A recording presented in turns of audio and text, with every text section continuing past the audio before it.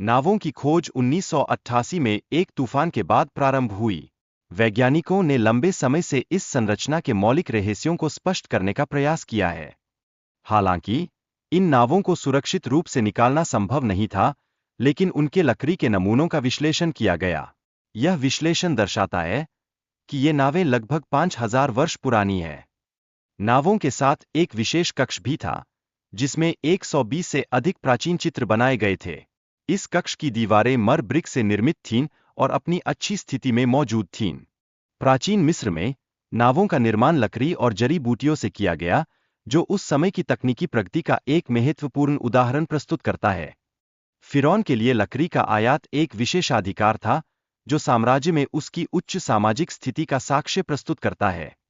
नावों के भंडारण के लिए उपयोग की गई मिट्टी की ईंटों की संरचना ने प्राचीन मिस्र की धार्मिक और सांस्कृतिक प्रथाओं को भी उजागर किया। प्राचीन मिस्र में नावों का गहन धार्मिक महत्व था, क्योंकि वे सूर्य देवता रा के साथ जुड़े हुए थे। फिरौन अपने जीवन और मृत्यु के बीच रा की समानता का अनुभव करना चाहता था।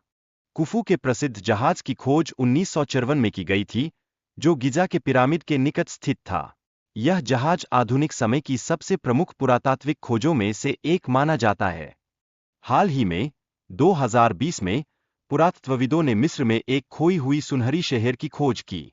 इस शहर से प्राचीन मिस्र के जीवन के बारे में अद्वितीय जानकारी प्राप्त होने की आशा है।